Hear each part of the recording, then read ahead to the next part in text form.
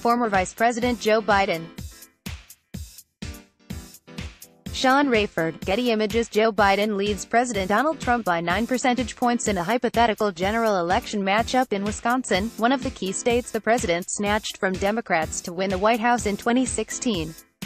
A Marquette University Law School poll released Wednesday shows Trump's approval among registered Wisconsin voters at 45%, while 53% disapprove of Trump. Story continued below. The poll also shows Bernie Sanders leading Trump in a head-to-head contest by a 4-point margin, while Elizabeth Warren and Kamala Harris were tied with Trump in the survey. In each case, Trump's numbers hovered in the 40s, which the Marquette polls director sees as an indicator of Wisconsin voters' strong, baked-in feelings about the president. That simply reflects how strongly voters feel about Trump, both pro and con. He has a very strong committed base that gets him into the 40s, said Charles Franklin, director of the Marquette Law School poll. But there are not enough swing voters, at least at this point, that can boost him out of the 40s, Franklin said. Marquette polling shows Trump's approval rating in Wisconsin has not fluctuated significantly so far during his term in office.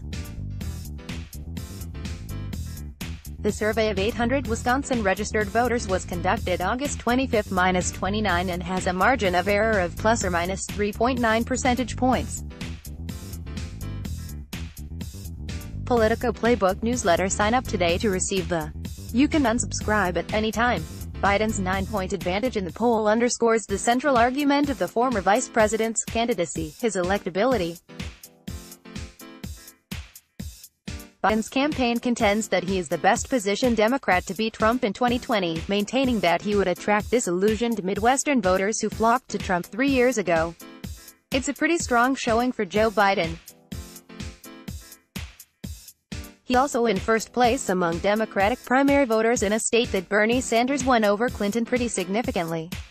Franklin said. Among Democrats and Democratic leaners, 28% said Biden was their first choice for the Democratic presidential nomination, while 20% picked Sanders and 17% picked Warren.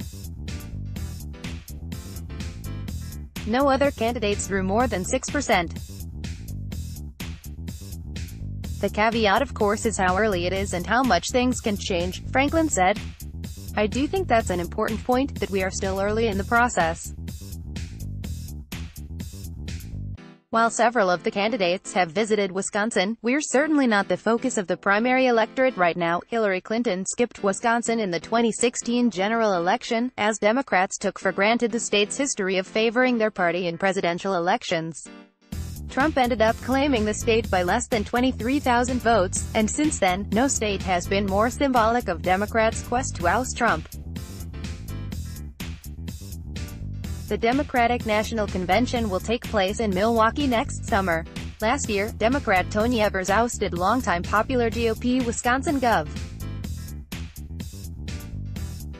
Scott Walker, an event Democrats point to as a sign of organizational strength in the state. But that election was a nail-biter, even as Democrats swept midterm elections across the country in 2018. This article tagged under, missing out on the latest scoops. Sign up for Politico Playbook and get the latest news, every morning, in your inbox. Show comments. Let's block ads. Why?